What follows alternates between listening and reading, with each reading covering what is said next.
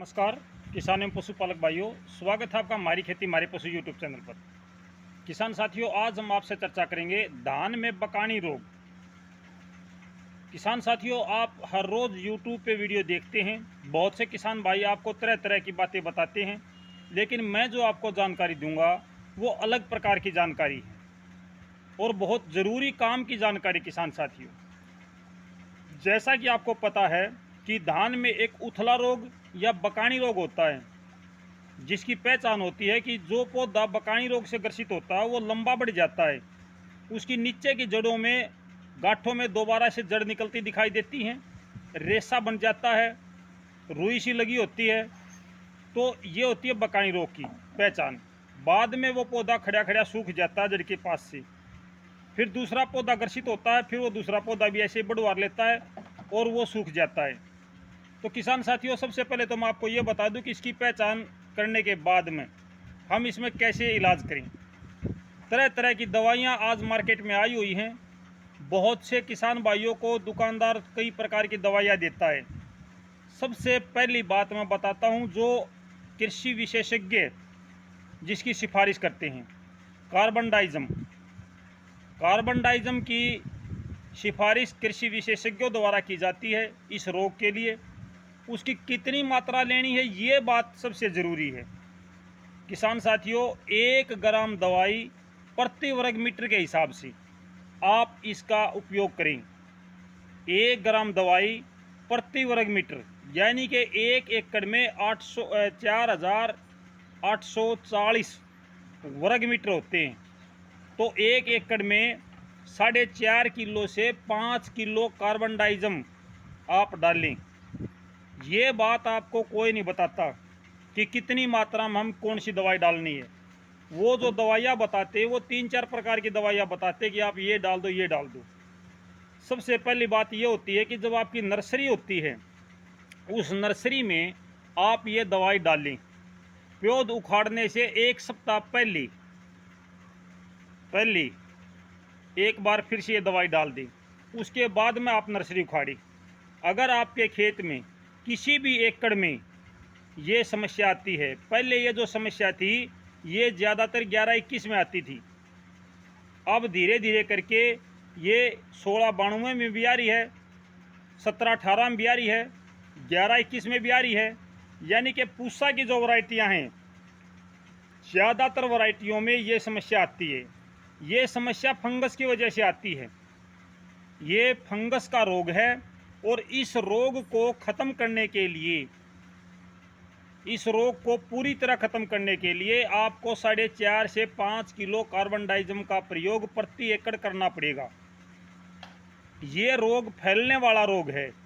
जैसे कि इसमें सबसे अहम बात जो मैं आपको बताना चाहता हूँ इस वीडियो के माध्यम से, वो ये है, जिस एकड़ में, जिस किले में ये रोग होता है, आपको पता है कि पिछली बार इस किले में, इस एकड़ में बकानी रोग हुआ था। उस एकड़ में आप नर्सरी तैयार ना करें। मैं जो आपको आज ये विचार साझा कर रहा हूँ वो मुख्य बात यही है कि जिस एकड़ में, जिस किले में आपका बकानी रोग पिछले साल था, उस एकड़ में आप नर्सरी तैयार ना करें, क्योंकि उस ज़मीन में इस प्रकार की फंगस पनप चुकी है और ये जो फंगस है ये आपकी धान की नर्सरी में भी सक्रिय होगी। और जब आप यहाँ से नर्सरी उखाड़ कर दूसरे किले में लगाओगे तो वो उस किले में भी जाएगी।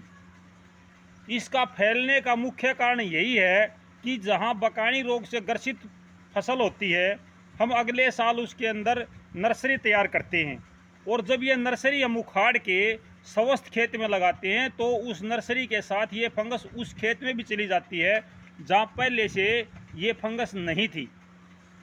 तो किसान साथियों, इस बात का विशेष ध्यान रखें कि भाई जिस खेत में आपकी बकानी रोग होता है उस खेत में, उस किले में आप नर्सरी ना बनाएं।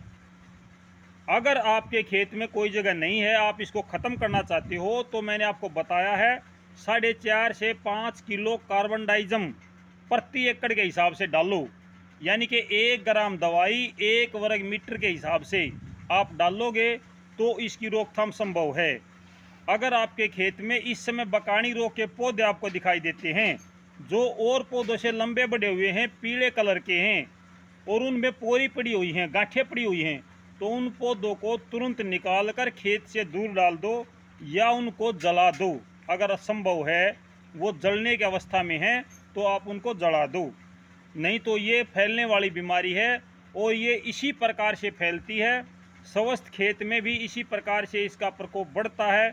जब आप धान की नर्सरी बोते हो तो उससे पहले आपने जो एरिया तैयार कराया है धान की नर्सरी का, उसमें आप ये देखें कि ये कितने वर्ग मीटर का है।